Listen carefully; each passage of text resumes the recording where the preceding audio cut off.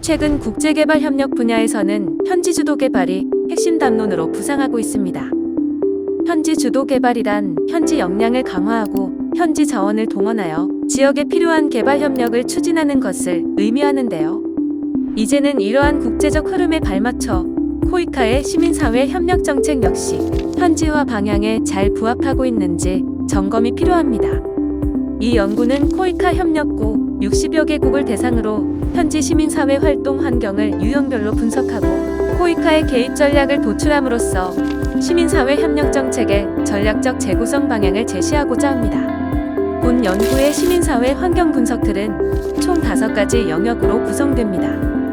연구팀은 기존 국제사회 내 시민사회 환경을 진단하는 분석들을 기반으로 5가지 측정 영역을 도출했으며 시민사회 자유도, 법, 제도적 환경, 시민참여 지지, 조직 역량, 재정 지속 가능성 이 5가지 기준을 활용해 각국의 시민사회 환경을 다각도로 평가하고 있습니다. 이 보고서는 5가지 핵심 지표를 기준 삼아 협력 대상국의 시민사회 환경을 A, B, C 3가지 유형으로 구분하고 있습니다. A 유형은 통제, 시민공간 축소형으로 베트남, 라오스 등 13개국이 이에 속합니다. 시민사회 활동 공간이 구조적으로 협소하며 특히 법, 제도 영역에 정부 규제와 억압이 매우 강합니다. 시민들의 참여나 사회적 지지가 제한적이며 조직 역량 전반이 모두 취약한 편입니다. 척박한 환경 속에서 국제 원조 등 외부 재원 의존도가 높습니다. B 유형은 제약 제도 취약형입니다. 말리와 모로코 등 20개국이 이에 포함됩니다. 시민사회 공간이 부분적으로 개방되어 있으나 법과 제도가 일관성 없이 적용되어 불안정성이 공존하는 환경입니다. 시민 참여 지지와 조직 역량 모두 중간 수준을 보입니다. 정부 지원이나 기부 등 다양한 재원이 혼합되어 일상적 활동은 유지하지만 장기적인 자립 기반은 취약한 과도기적 특징을 나타냅니다. C 유형은 상대적 우호 환경형으로 필리핀, 케냐 등 27개국이 속합니다. 표현과 결사의 자유가 비교적 안정적으로 보존되고 시민사회 공간이 안정적으로 개방되어 있습니다. 법과 제도적 규제 수준도 낮습니다. 시민의 높은 신뢰와 활동 참여가 이루어지고 정책 협력이 일부 가능한 수준입니다. 재원 출처 역시 다각화되고 투명하게 관리되어 재정적으로도 안정적입니다. 그렇다면 이러한 맞춤형 지원 전략은 실제 현장 속에서 구체적으로 어떻게 적용될 수 있을지 베트남과 필리핀 사례를 살펴보겠습니다. 베트남은 시민사회 활동 공간은 제도적으로 허용되어 있으나 자율성과 독립성 측면에서는 구조적 제약이 존재합니다. 시민 참여 역시 인권과 같은 민감한 정치적 위제는 피하고 정부와 직접 협력하여 지역사회 서비스 제공이나 기술 환경 분야에 집중하는 실용적인 접근으로 전개되고 있습니다.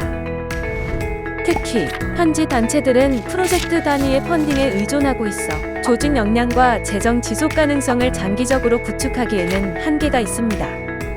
따라서 베트남에서 성공적인 현지화를 위해서는 무리한 권한 이양보다는 현지 파트너의 기본 운영 역량을 키우고 재정 자립을 돕는 점진적이고 현실적인 지원이 필요할 것입니다. 필리핀은 부분 개방형 시민사회 환경으로 정의할 수 있습니다.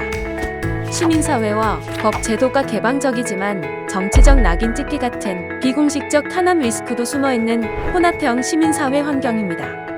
그럼에도 오랜 시민운동 전통 덕분에 위축되지 않고 봉사활동을 넘어 정책 옹호나 인권운동까지 주도할 만큼 시민 참여가 매우 활발합니다.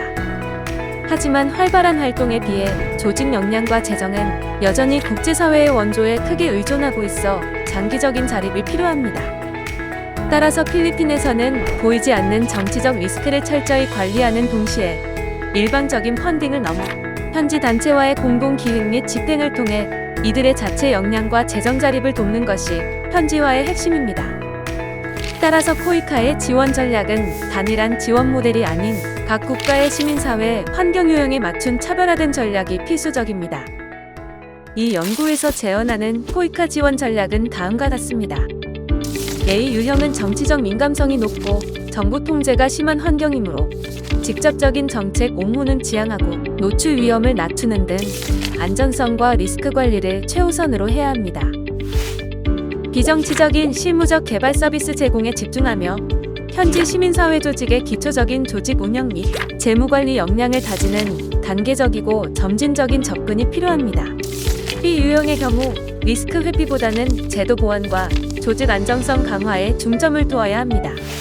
개발 서비스 지원과 정책 옹호 활동을 병행하듯 환경 제약을 고려하여 단계적 접근을 취하며 한국 시민사회 조직과 현지 파트너 간의 상호 보완적 협력을 바탕으로 공동 기획과 공동 집행을 통해 현지 주도성을 확대하여 단순 수혜자가 아닌 공동 수행자로의 전환을 도모해야 합니다. 시유형은 단순 역량 보완을 넘어 개발 서비스 지원과 정책 옹호 활동을 포괄하는 전략적 협력으로 확대해야 합니다. 한국 시민사회 조직이 현지와 연계하거나 중간 지원 조직을 활용한 다층적 협력 방식을 전략적 선택지로 도입할 수 있습니다. 또한 단순 실행 위탁을 넘어 공동 연구 및 평가 과정에 참여하게 함으로써 현지 시민사회 조직의 단순 수혜적 지위를 넘어 공동 수행자 및 공동 생산자로 기능하도록 해야 합니다.